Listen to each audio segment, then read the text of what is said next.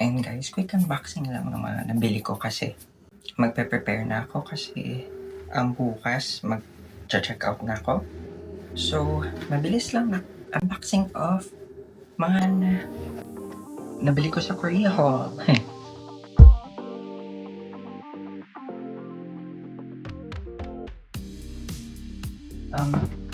Konti lang nabili ko kasi ayoko talaga mag-shopping. This time, pero nag-enjoy naman ako. Ang saya guys. Mainly, napuntahan ko is Lotte Department Store. Pag nakuha nyo kasi itong card na ito, sobrang daming discounts. On top of the tax refund pa sa Lotte World. So, this is yung membership card. Pero hindi naman lahat dito ko binili. Yun lang yung binili ko first. So, first is from Dex. Ayusin ko na yung paper bag kasi hindi ko lahat nagdadalhin. And the first one is, well actually there's 2 boxes that I bought from Dex. And buti tax refund na to agad. Hindi ko na kailangan sa airport.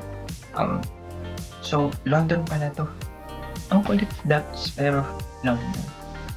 Anyway, it's first this gloves. And then also, this scarf. Ang ganda-ganda na ito. Two-tone siya. Green and gray. Ang ganda niya. Ganda niya. Ayan. So, after that, I also bought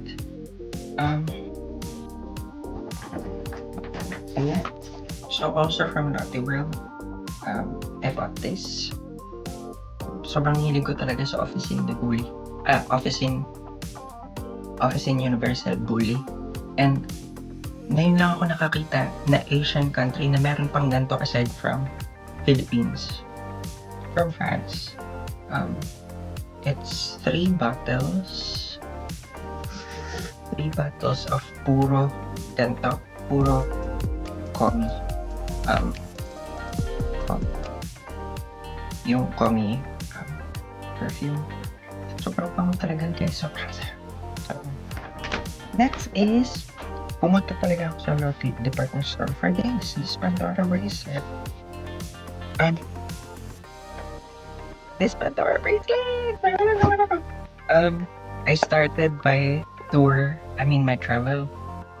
Kasi aside from my first Pandora bracelet, I also have my travel bracelet na. Finally. Let me know guys, kasi hindi ko siya in-box really. I'm gonna do a separate video for this Pandora.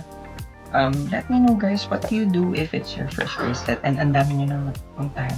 Do you just buy it online? Or do you have to go back, kunwari sa Japan? Kahit kailangan nyo bang bumalik sa Japan? Para lang kung kumuha ulit ng Pandora. And yun lang. After that, I also got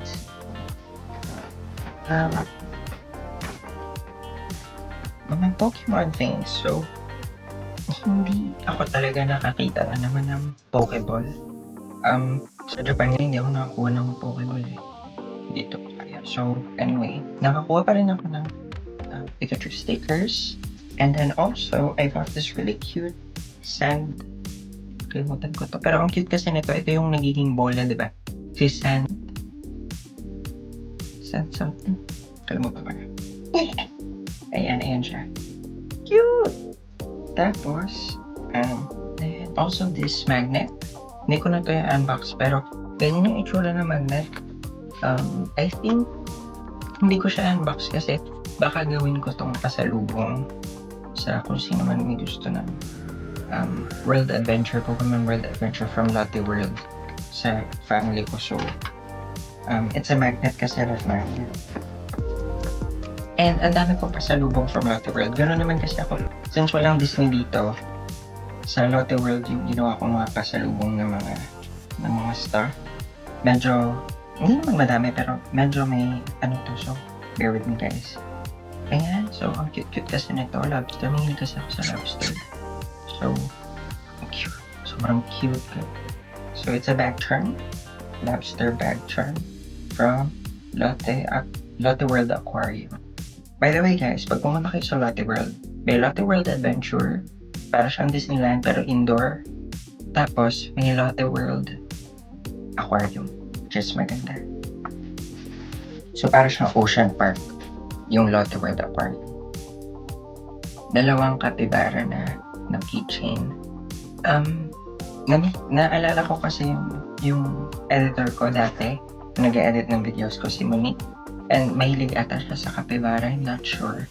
So ayun, binalan ko siya ng isa pero hindi ko alam kung anong gusto niya. So, isa lang kukunin niya. Tapos yung isa for me ata or for my super close friend. Tapos, ayun, I bought this mga ref magnets. This one is it's a soul. Ibigay ko ata to sa parents. So, this one also, akin ata to kasi ang ganda nito eh. Pag maganda akin. Ayan. So, and then also, this one from Lotte World. Na magnet, ref magnet, na seal.